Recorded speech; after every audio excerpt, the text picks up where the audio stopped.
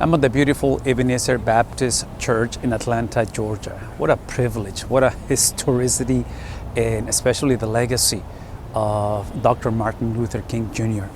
And as a pastor, I'm obviously attracted to places like this for obvious reasons, but I'm reminded of the legacy of the gospel. I'm reminded of the legacy of simply persons like Moses speaking to a generation who were in the context of a lot of hostility, of a lot of opposition, which obviously that's the trajectory of many of the generation that a couple of decades ago experienced in places like this. And obviously churches like this is a symbol, is the reality, the remembrance of what God has done through the history of a nation and even a generation for many of us.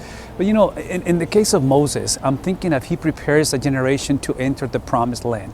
As he is speaking, I'm reminded of Psalm 90, in which, you know, historically and traditionally attributed to Moses. He is preparing the generation to be reminded that the fact that they are now to actually, again, this is the generation that is going to experience the promise of the promise of the inheritance of the promised land.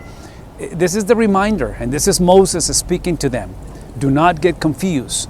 When you are in the middle, when you are in the epicenter of God's will, it's not a synonym of safety and predictability.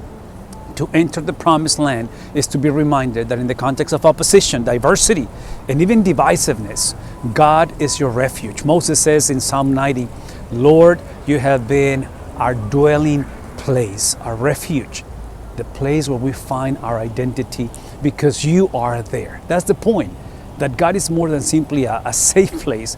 God is safety. God is the place where we find the refuge for our lives. Obviously, the biggest threat for humanity is precisely humanity. I mean, evil obviously is present, and this is a broken world. We don't have to explain that. But the promise is simply that God will be the place where we can dwell, where we can find Him.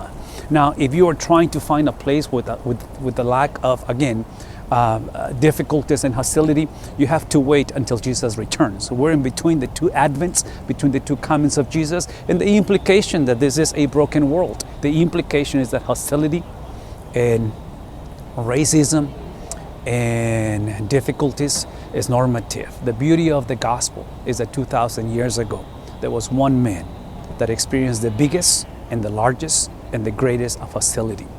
And I'm speaking of someone who was divided, who was rejected by his own heavenly Father. I'm speaking of Jesus Christ. And this is the reason why we are hopeful.